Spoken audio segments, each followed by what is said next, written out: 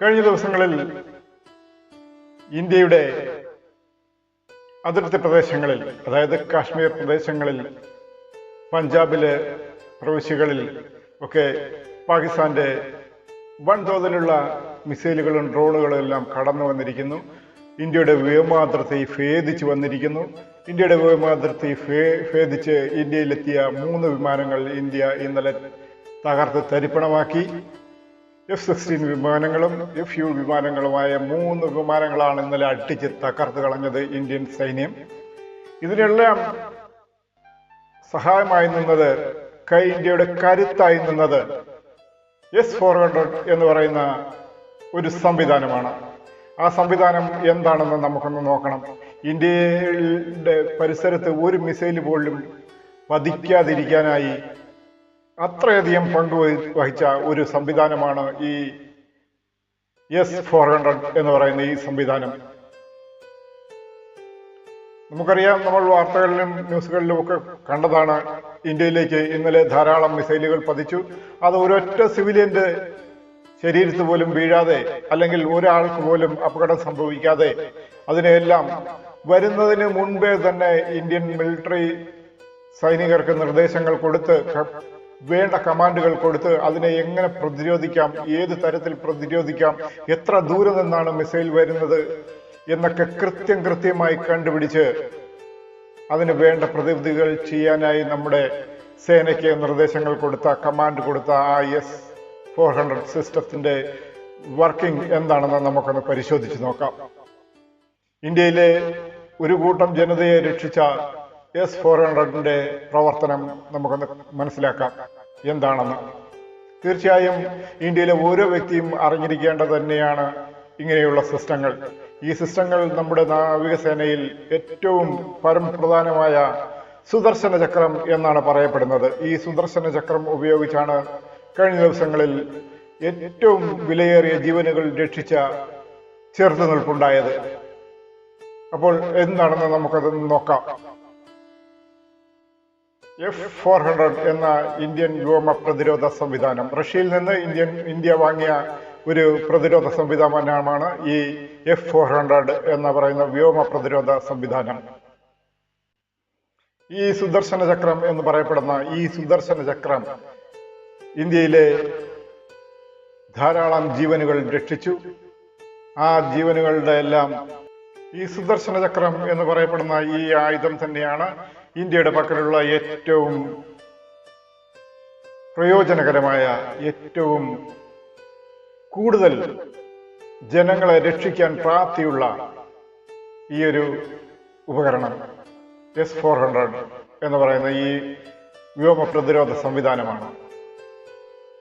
ഇന്ത്യയെ സംബന്ധിച്ചിടത്തോളം ഇന്നലെ വളരെ നിർണായകമായ ഒരു ദിവസം തന്നെയായിരുന്നു. ആ നിർണായകമായ ദിവസത്തിൽ ഇന്ത്യയെ രക്ഷിച്ചത് ഈ S-400 എന്ന് പറയുന്ന വ്യോമ പ്രതിരോധ സംവിധാനമാണ്. എന്താണ് S-400? അത് എങ്ങനെയൊക്കെ ഫലപ്രദമായി വിനിയോഗിക്കാൻ ഇന്ത്യൻ മിലിറ്ററിക്ക് സാധിച്ചു എന്ന് നമുക്ക് നോക്കാം. സുദർശന ചക്രം എന്ന് പേരിട്ടിരിക്കുന്ന ഇന്ത്യയുടെ വ്യോമ പ്രതിരോധ കവചം, മിസൈൽ വേദ പ്രതിരോധ കവചം എന്നാണ് ഇതിനെ വിശേഷിപ്പിച്ചിരിക്കുന്നത്. നിങ്ങളിപ്പോൾ ഈ ചിത്രത്തിൽ ബാക്ക്ഗ്രൗണ്ടിൽ കാണുന്നത് ഈ മിസൈൽ ലോഞ്ചറാണ്. അതിന്റെ ഒരു ഗ്രാഫിക്സ് സിസ്റ്റമാണ് ഈ കാണുന്നത്, മിസൈൽ ലോഞ്ചറിന്റെ. ഇതിന്റെ പ്രവർത്തനം എങ്ങനെയാണെന്ന് നമുക്കൊന്ന് നോക്കാം. ഇതിനോടൊപ്പം തന്നെ മറ്റു 3 പ്രതിരോധ സംവിധാനങ്ങൾ കൂടി ഇതിനോട് ജോയിന്റായി പ്രവർത്തിക്കുന്നുണ്ട്. ഇതിന്റെയൊക്കെ പ്രതിരോധ ശേഷി എന്ന് പറയുന്നത് വളരെ വലുതാണ്. ഇതിന്റെ പരമപ്രധാനമായ ഭാഗം എന്ന് പറയുന്നത് ഇതിന്റെ റഡാർ തന്നെയാണ്. വളരെ വലിയ നിരീക്ഷണ വലയമുള്ള ഈ റഡാറാണ് ഇതിന്റെ ഹാർട്ട് എന്ന് പറയുന്നത്. ഏകദേശം 600 കിലോമീറ്റർ വരെ ദൂരത്തിൽ നിരീക്ഷിക്കാൻ പറ്റുന്ന ഒരു റഡാർ സംവിധാനമാണ് ഇതിൽ ഘടിപ്പിച്ചിരിക്കുന്നത്. ആ റഡാർ സിസ്റ്റം വഴി എത്ര ദൂരത്തു നിന്ന് വരുന്നതിനെയും നമുക്ക് നിസ്സാരമായി അത് എന്താണെന്ന് മനസ്സിലാക്കാൻ സാധിക്കും. മറ്റൊരു പ്രത്യേകത എന്ന് പറയുന്നത് ഒരേ സമയം തന്നെ 300-ലധികം ലക്ഷ്യങ്ങളെ അത് കവർ ചെയ്യും എന്നുള്ളതാണ്. 300-ലധികം ലക്ഷ്യസ്ഥാനത്ത് നിന്ന് വരുന്ന എന്തിനേയും അത് കവർ ചെയ്ത് കൃത്യമായി ഈ റഡാർ സംവിധാനം നമ്മുടെ മുന്നിലെത്തിക്കും എന്നുള്ളതാണ്. പാകിസ്ഥാന്റെ ഒന്നിലധികം സ്ഥലങ്ങളിൽ നിന്ന് വന്ന മിസൈലുകളെയും ഡ്രോണുകളെയെല്ലാം യഥാസമയം തിരിച്ചറിഞ്ഞ് അതിനെ പ്രതിരോധിച്ച ഏറ്റവും ഫലവത്തായ ഈ ഉപകരണം S-400 എന്ന നമ്മുടെ നാവികസേനയിലെ നമ്മുടെ സൈന്യത്തിന്റെ ഈ ഉപകരണം ഏറ്റവും ഫലവത്താണ്. ഇതാണ് നമ്മളെ ഇന്നലെ വളരെ നിർണായകമായ ഘട്ടങ്ങളിൽ രക്ഷിച്ചത്. പാകിസ്ഥാന്റെ പല സ്ഥലങ്ങളിൽ നിന്ന് തൊടുത്തുവിട്ട ഓരോ മിസൈലുകളെയും ഡ്രോണുകളെയും കൃത്യമായി ഫൈൻഡ് ഔട്ട് ചെയ്തു. ഇതിന്റെ ഹൃദയം എന്ന് പറയുന്നത് ഈ റഡാർ തന്നെയാണ്. 600 കിലോമീറ്ററിനുള്ളിൽ ദൂരത്തു നിന്ന് വരുന്ന എന്തിനേയും, ഉദാഹരണത്തിന് മിസൈലുകൾ, ക്രൂയിസ് മിസൈലുകൾ, അതുപോലെ ഡ്രോണുകൾ, അതുപോലെ ബോംബുകൾ, പ്ലെയിനുകൾ, ഫൈറ്റർ പ്ലെയിനുകൾ, ഇതെല്ലാം കൃത്യമായി തന്നെ അത് കൃത്യദൂരം നിന്ന് മനസ്സിലാക്കി, എത്ര ദൂരത്തു നിന്നാണ് വരുന്നതെന്ന് മനസ്സിലാക്കി നമുക്ക് അറിയിപ്പ് തരുന്നു. ദൂരത്തു നിന്ന് വരുന്ന ഓരോ വസ്തുക്കളെയും കൃത്യമായി അളന്ന് അത് എന്താണ്, അത് ഏത് അകലത്തു നിന്നാണ് വരുന്നത്, ഏത് സ്പീഡിലാണ് വരുന്നതെന്ന് കൃത്യമായി അളക്കാൻ കെൽപ്പുള്ള ഈ ഉപകരണമാണ് S-400 എന്ന് പറയുന്ന വ്യോമ പ്രതിരോധ സംവിധാനം. അടുത്തതായി ഇതിന്റെ കമാൻഡിംഗ് യൂണിറ്റ് ആണ് ഏറ്റവും വിശേഷം ഉള്ളത്. അത് ഓരോ വസ്തുവിനെയും ഫൈൻഡ് ഔട്ട് ചെയ്ത് എത്ര ദൂരത്തു നിന്നാണ് വരുന്നതെന്ന് നമ്മുടെ സൈനികർക്ക്, അതിലെ കമാൻഡിംഗ് ഉദ്യോഗസ്ഥർക്ക് കൃത്യമായ വിവരം നൽകുന്നു. ആദ്യം തന്നെ ഈ റഡാർ സംവിധാനം ഇതിന്റെ പരിധിയിൽ വരുന്ന വസ്തുക്കളെ ഒരു അപകട സൂചന, മുന്നറിയിപ്പ്, എത്ര ദൂരത്തു നിന്ന് വരുന്നു എന്ന് നമുക്ക് ഒരു മുന്നറിയിപ്പ് തരുന്നു. അതിനുശേഷം ഇതിന് എന്ത് ചെയ്യണം എന്നുള്ള കമാൻഡ് അത് സ്വയം പ്രവർത്തിക്കുന്നു. ഇതെല്ലാം നമ്മളെ കൃത്യമായി അറിയിക്കുകയും ചെയ്യും. എത്ര സമയം കൊണ്ട് ഇതിനെ പ്രതിരോധിക്കണം, എന്തുകൊണ്ട് പ്രതിരോധിക്കണം, എന്താണ് വരുന്നത് എന്നത് കൃത്യമായി നമുക്ക് പറഞ്ഞു തരുന്നത് കൊണ്ട് തന്നെയാണ് ഇതിനെ കൃത്യമായി ഉപയോഗിച്ച് ഇതുകൊണ്ട് പ്രതിരോധിക്കാൻ സാധിക്കുന്നത്.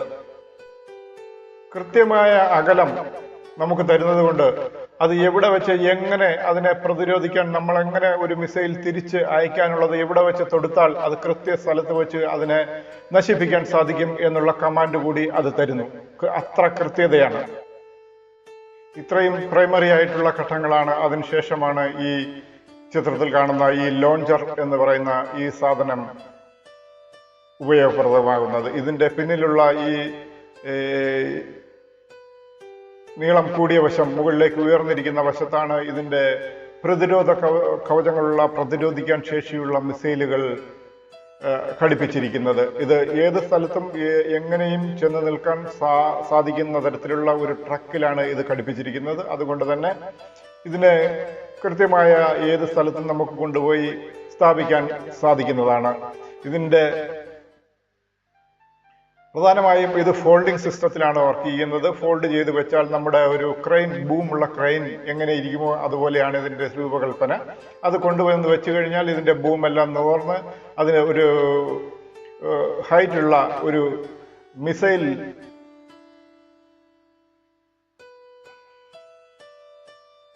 അല്ലെങ്കിൽ റോക്കറ്റുകളൊക്കെ എങ്ങനെയാണോ നമ്മൾക്ക് തൊടുത്തു വിടാൻ കഴിയുന്ന ഒരു സ്ഥലം കണ്ടിട്ടുണ്ടാകുമല്ലോ നിങ്ങളൊക്കെ, അതുപോലെ ഒരു സ്റ്റേജിലേക്ക് മാറും ഇതും. അതിൽ നിന്നായിരിക്കും ഈ മറ്റുള്ള മിസൈലുകളെ ഭേദിക്കാനുള്ള മിസൈലുകൾ ഇതിൽ നിന്ന് തൊടുത്തുവിടുന്നത്. ഇതിന്റെ പല രീതിയിലുള്ള മിസൈലുകൾ ഇതിനുള്ളിലേക്ക് ഘടിപ്പിച്ചിട്ടുണ്ട്. അതും നമുക്ക് വിശദമായി ഒന്ന് നോക്കാം. കൃത്യമായി പറഞ്ഞാൽ ഈ കാണുന്ന ഈ വലിയ 4 സിലിണ്ടറുകൾ പോലുള്ള ഭാഗത്തിന്റെ ഉള്ളിൽ നിന്നാണ് ഈ കൃത്യമായി മിസൈലുകൾ തൊടുക്കുന്നത്. അതിനുള്ളിൽ പല വിധത്തിലുള്ള മിസൈലുകളാണ്. ഹ്രസ്വദൂര മിസൈലുകൾ, മധ്യദൂര മിസൈലുകൾ, ദീർഘദൂര മിസൈലുകൾ, ഇങ്ങനെ ആണ് ഇതിന്റെ കാറ്റഗറിയായി തരം തിരിച്ചിരിക്കുന്നത്.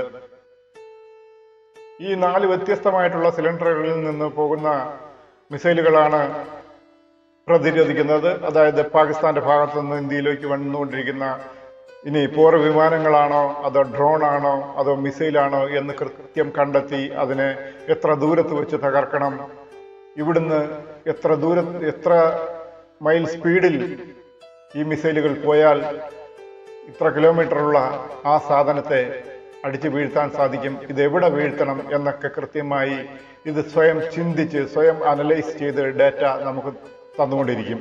അതിനനുസരിച്ച് നമ്മൾ കമാൻഡുകൾക്കനുസരിച്ച് നമ്മൾ പ്രവർത്തിച്ചാൽ മതിയാകും. ഇത്തരത്തിലുള്ള മിസൈലുകളാണ് ഈ സിലിണ്ടറുകൾക്കുള്ളിൽ നമ്മളല്ല സൈനികർ ഫിറ്റ് ചെയ്തു വെച്ചിരിക്കുന്നത്. ഇതിനകത്ത് ഉപയോഗിക്കുന്ന മിസൈലുകളൊക്കെ നമ്മൾ പ്രത്യേകം ഉണ്ടാക്കണം, അല്ലെങ്കിൽ പ്രത്യേകം വാങ്ങേണ്ടതാണ്.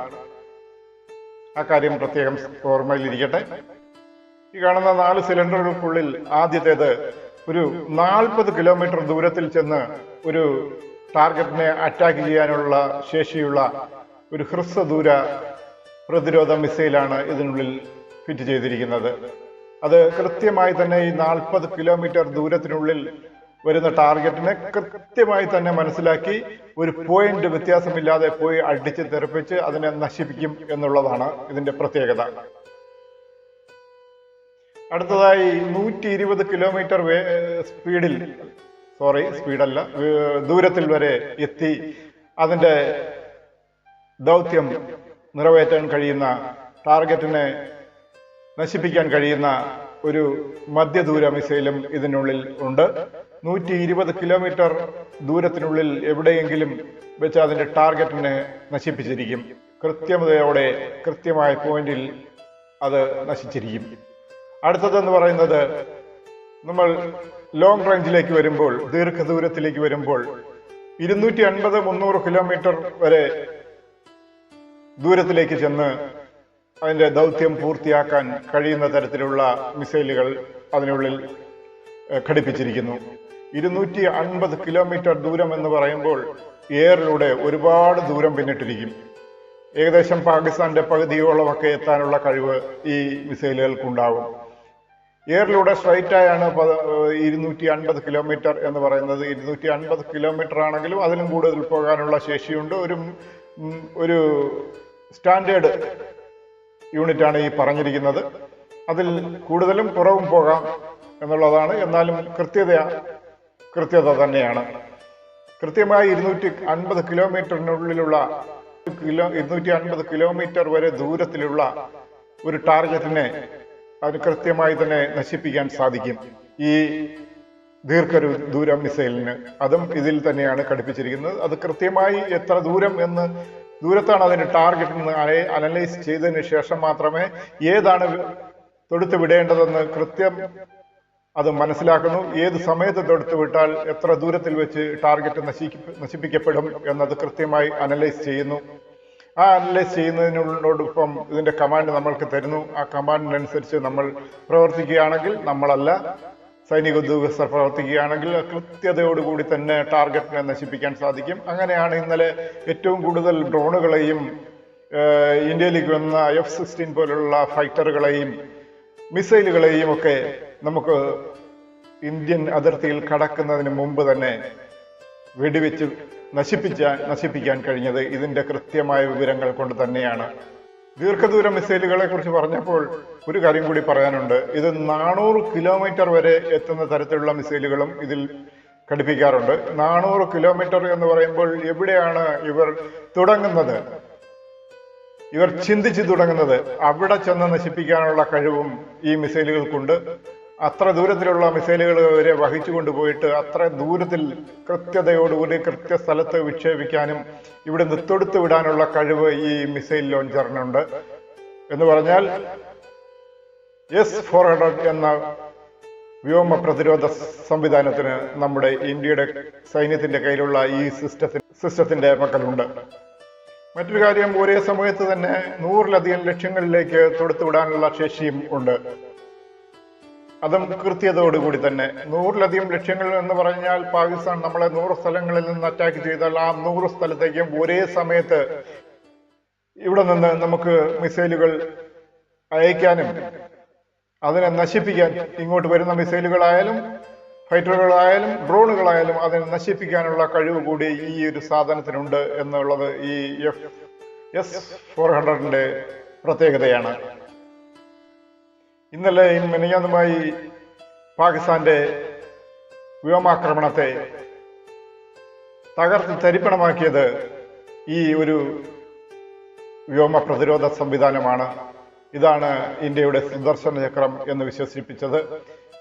നമുക്കറിയാം, ഈ S-400 കുറിച്ച് പല വിധത്തിലുള്ള വാർത്തകളും മുൻപ് വന്നിട്ടുണ്ട്. എന്ന് പറഞ്ഞാൽ ഇത് റഷ്യയിൽ നിന്ന് വാങ്ങുന്നവരെ അമേരിക്ക ഉപരോധത്തിലാക്കുന്ന ഒരു സംവിധാനമുണ്ടായിരുന്നു, ഒരു ഘട്ടമുണ്ടായിരുന്നു. മിക്കവാറും രാജ്യങ്ങളെ ഇത് വാങ്ങിയ റഷ്യയുടെ കയ്യിൽ നിന്ന് ഇത് വാങ്ങിയ രാജ്യങ്ങളെ അമേരിക്ക ഉപരോധത്തിലാക്കിയിട്ടുണ്ട്. എന്നാലും ഇന്ത്യയുടെ കയ്യിലുണ്ട്. പക്ഷേ ഇന്ത്യ ഇത് കൃത്യമായി ഉപയോഗിക്കുന്നത് കഴിഞ്ഞ ദിവസമാണ്. ഇതിനു മുമ്പ് അവരുടെ പരിശീലനത്തിന് വേണ്ടിയൊക്കെ ഉപയോഗിക്കുമായിരുന്നു. പക്ഷേ ഒരു ദൗത്യത്തിന് വേണ്ടി ഉപയോഗിക്കുന്നത് ഇന്നലെയാണ്. അങ്ങനെ ഒരു സന്തോഷ വാർത്ത കൂടെ നമുക്കുണ്ട്. യുദ്ധത്തിനിടയിലും സന്തോഷം എന്ന് പറയുന്നത് നമ്മൾ വിജയിക്കുന്ന ഘട്ടത്തിലാകുമ്പോൾ നമുക്ക് സന്തോഷം തന്നെയാണ്. എതിർപക്ഷത്തിലുള്ള എത്ര പേര് മരണപ്പെട്ടാലും നമ്മളുടെ വിജയമാണ് നമ്മൾ ആഘോഷിക്കുന്നത്. മരണത്തിൽ ആർക്കും സന്തോഷിക്കാൻ പറ്റില്ലെങ്കിലും നമ്മളുടെ വിജയത്തിൽ നമുക്ക് സന്തോഷിക്കാം. അപ്പോൾ പറഞ്ഞു വന്നത്, അത്രയേറെ കൃത്യതയോടുകൂടി തന്നെയാണ് S-400 എന്ന ഈ സംവിധാനം പാകിസ്ഥാന്റെ യുദ്ധ സംവിധാനങ്ങളെ കൃത്യതയോടുകൂടി ഇന്ത്യക്ക് നേരെ വന്ന മിസൈലുകളെല്ലാം അടിച്ച് താഴെയിട്ടത്. അതാണ് ഇതിന്റെ പ്രത്യേകത എന്ന് പറഞ്ഞു വന്നത്. ഇന്നലെ ഒരു ആകാശ കോട്ട കെട്ടി ഇന്ത്യയിലെ ജനങ്ങളെ രക്ഷിച്ചതിൽ ഈ S-400 ഒരു വലിയ പങ്കുണ്ടെന്ന് തന്നെ പറയാം. കഴിഞ്ഞ ദിവസം ഇന്ത്യയും പാകിസ്ഥാന്റെ ഈ വ്യോമ പ്രതിരോധ സംവിധാനങ്ങളെ തകർത്തിരുന്നു. ഇന്ത്യയിലുള്ളതുപോലെ തന്നെ അവർക്കും വ്യോമ പ്രതിരോധ സംവിധാനങ്ങൾ ഉണ്ടായിരുന്നു. പക്ഷെ അതെല്ലാം ചൈനീസ് നിർമ്മിതമായിരുന്നു. നമ്മൾ ചൈനീസ് ഉപകരണങ്ങൾ നശിക്കുന്നത് പോലെ പെട്ടെന്നാണ് ആ ഒരു ഉപകരണത്തെ ഇന്ത്യക്ക് നശിപ്പിക്കാൻ കഴിഞ്ഞത്. ഇന്നലെ പാകിസ്ഥാന്റെ വ്യോമ പ്രതിരോധ ശേഷിയെ ഇന്നലെ നശിപ്പിക്കപ്പെട്ടിരുന്നു. അപ്പോൾ തന്നെ നമുക്ക് മനസ്സിലാക്കാവുന്നതാണ് പാകിസ്ഥാന്റെ ഒരു വ്യോമ പ്രതിരോധ ശേഷിയെ അത്രയ്ക്ക് ദുർബലമാണ്. HQ-9 എന്നാണ് ചൈനീസ് നിർമ്മിത വ്യോമ പ്രതിരോധ സംവിധാനം പാകിസ്ഥാൻ ഉപയോഗിച്ചിരുന്നത്.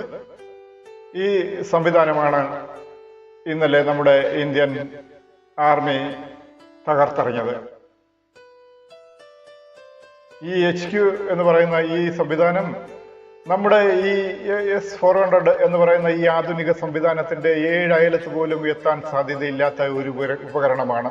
അതുകൊണ്ടാണ് ഇത്ര പെട്ടെന്ന് തന്നെ ഇന്നലെ ഇന്ത്യക്ക് ഇത് തകർക്കാനുള്ള സാധ്യത ഉണ്ടായത്. ഇത് മാത്രമല്ല, പാകിസ്ഥാന്റെ ഒരു ഉപകരണങ്ങളും ഇന്ത്യയുടെ പക്കലുള്ള ഉപകരണങ്ങളുടെ 7 അയലത്ത് പോലും വരാനുള്ള ശേഷിയില്ല. അപ്പോൾ ഇത്ര പെട്ടെന്ന് ഇന്ത്യ ആ ഒരു HQ-9 എന്ന് പറയുന്ന സംവിധാനം തകർത്ത സ്ഥിതിക്ക് പാകിസ്ഥാന് ഏറെ വിശ്വാസമായി ചൈന കൊടുത്ത ഒരു ഉപകരണമാണ്. അപ്പോൾ ചൈനയും ഈ ഒരു ഉപകരണത്തെ എത്രയേറെ വിശ്വസിച്ചിട്ടുണ്ടാവും. അവരുടെയും പ്രതിരോധ സംവിധാനം ഇത് തന്നെയായിരിക്കും. നമുക്ക് എത്ര നിസ്സാരമായി അതിനെ തകർക്കാൻ കഴിയും എന്ന് നമുക്ക് അനലൈസ് ചെയ്ത് നോക്കാവുന്നതേയുള്ളൂ.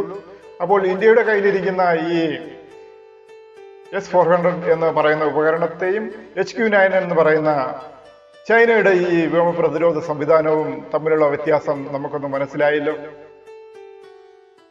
ഈ HQ-9 എന്ന് പറയുന്ന പാകിസ്ഥാന്റെ വ്യോമ പ്രതിരോധ സംവിധാനത്തെ ഇന്ത്യൻ ആർമി തകർത്ത് കളഞ്ഞത് ഒരു ഏറ്റവും വലിയൊരു വിജയം തന്നെയാണ്. അതുകൊണ്ട് തന്നെയാണ് ഇവിടുന്ന് പോകുന്ന ഇന്ത്യയുടെ ഭാഗത്തു നിന്ന് പോകുന്ന മിസൈലുകളോ അല്ലെങ്കിൽ ഡ്രോണുകളോ അല്ലെങ്കിൽ പോർ വിമാനങ്ങളോ ഒന്നും അവർക്ക് കൃത്യമായി കണ്ടുപിടിക്കാൻ കഴിയാതെ വന്നത്. ചൈന അത്രമാത്രം വിശ്വാസത്തോടു കൂടിയാണ് പാകിസ്ഥാന് ഈ HQ-9 എന്ന് പറയുന്ന പ്രതിരോധ സംവിധാനം പല സ്ഥലങ്ങളിലായി വിന്യസിച്ച് പ്രവർത്തിപ്പിക്കാനുള്ള അനുമതി അവർക്ക് കൊടുത്തത്. ഇന്ത്യ ഇതുപോലെയുള്ള പല ഉപകരണങ്ങളും പല സ്ഥലങ്ങളിലായി വിന്യസിച്ചിട്ടുണ്ട്. അതുകൊണ്ട് നമുക്കാർക്കും പേടിക്കേണ്ട കാര്യമില്ല. കൃത്യമായും ഒരു സിവിലിയന് പോലും മരണം സംഭവിക്കാതെ അല്ലെങ്കിൽ ഡാമേജ് സംഭവിക്കാതെ, കാഷ്വാലിറ്റി ഉണ്ടാവാതെ രക്ഷിക്കാനുള്ള കഴിവ് ഈ ഉപകരണങ്ങളിൽ നമുക്ക് വിശ്വസിക്കാം. ഉപകരണങ്ങളെ പ്രവർത്തിപ്പിക്കുന്ന നമ്മുടെ സൈനികരെ വേണം ഏറ്റവും കൂടുതൽ നമ്മൾ വിശ്വസിക്കാനും സപ്പോർട്ട് ചെയ്യാനും. കഴിഞ്ഞ ദിവസം ഒരു പാകിസ്ഥാന്റെ ഷെല്ലാക്രമണത്തിൽ ഒരു സ്ത്രീ മരണപ്പെടുകയുണ്ടായി. ആ സ്ത്രീക്ക് ആദരാഞ്ജലികൾ അർപ്പിക്കുന്നു. അതുപോലെ പല വീടുകൾക്കും നാശനഷ്ടങ്ങൾ ഉണ്ടായി ഷെല്ലാക്രമണത്തിൽ. അതിർത്തിയിൽ ഉണ്ടായ ഷെല്ലാക്രമണങ്ങളിലാണ് ഇങ്ങനെ നാശനഷ്ടങ്ങൾ ഉണ്ടായത്. അതിനെ പ്രതിരോധിക്കാനായി നമ്മുടെ കരസേന കൂടുതൽ സജ്ജമായിട്ടുണ്ട്. എന്തായാലും ഈ ഒരു യുദ്ധ സന്നാഹത്തിൽ ഇന്ത്യക്ക് തന്നെയായിരിക്കും അന്തിമ വിജയം. കാരണം ഇന്ത്യയുടെ ഭാഗത്താണ് ശരി. തെറ്റ് എന്നും അധിക നാൾ മുന്നോട്ട് പോകില്ല. പെട്ടെന്ന് തന്നെ അതിനെ നശിപ്പിക്കപ്പെടും. ലാഹോർ എന്ന് പറയുന്ന പാകിസ്ഥാൻ പട്ടണത്തിന് മുകളിലൂടെ ഇന്ത്യൻ വിമാനങ്ങൾക്ക് പറന്ന് പോകാൻ കഴിയുമെങ്കിൽ അവിടെ HQ-9 എന്ന് പറയുന്ന വ്യോമ പ്രതിരോധ സംവിധാനം ഇല്ല, പ്രവർത്തനരഹിതമാണ് എന്ന് നമുക്ക് ഉറപ്പിക്കാവുന്നതാണ്. എന്തായാലും ഒരു വശത്ത് നമ്മുടെ വജ്രായുധം സുദർശന ചക്ര എന്ന് പറയുന്ന ഈ ഉപകരണം, S-400 എന്ന് പറയുന്ന ഈ ഉപകരണം, മറുവശത്ത് ചൈനയുടെ HQ-9 എന്ന് പറയുന്ന ഉപകരണം പാകിസ്ഥാൻ സ്ഥാപിച്ചത് ഈ മിസൈൽ വേദ സംവിധാനത്തെ പൂർണ്ണമായും തകർത്തു കളയാൻ ഇന്ത്യക്ക് സാധിച്ചു എന്നാണ് നമുക്കറിയാൻ കഴിയുന്നത്. എന്തായാലും ഒരു യുദ്ധമുണ്ടാകാതിരിക്കട്ടെ. യുദ്ധമുണ്ടായാൽ വളരെയേറെ നാശനഷ്ടങ്ങൾ യുദ്ധത്തിലേർപ്പെടുന്ന രാജ്യങ്ങൾക്ക് അങ്ങോട്ടും ഇങ്ങോട്ടും സംഭവിക്കും. ഈ യുദ്ധം ചെയ്യുന്ന രാഷ്ട്രീയ നേതാക്കൾക്കല്ലാതെ സിവിലിയന്മാർക്ക് ധാരാളം നാശനഷ്ടങ്ങൾ ഉണ്ടാകും. അതിൽ ജനജീവിതം താറുമാറാകും. അതുകൊണ്ട് പല വിധത്തിലുള്ള ദൂഷ്യഫലങ്ങളും ഭാവിയിലും ഉണ്ടാകാനുള്ള സാധ്യതയുണ്ട്. അതിനാൽ യുദ്ധത്തെ ആരും സപ്പോർട്ട് ചെയ്യാതെ എത്രയും പെട്ടെന്ന് തന്നെ ഒരു പരിഹാരമുണ്ടാക്കി, യുദ്ധം ഒഴിവാക്കി, ഒരു ചോരക്കളം ഒഴിവാക്കി രണ്ട് രാജ്യങ്ങൾക്കും സമാധാനത്തോടുകൂടി മുന്നോട്ട് പോയാൽ ഇവിടെയുള്ള ജനങ്ങൾക്കും സമാധാനത്തോടുകൂടി ജീവിക്കാൻ കഴിയും എന്നുള്ള വിശ്വാസത്തോടു കൂടി നമസ്കാരം.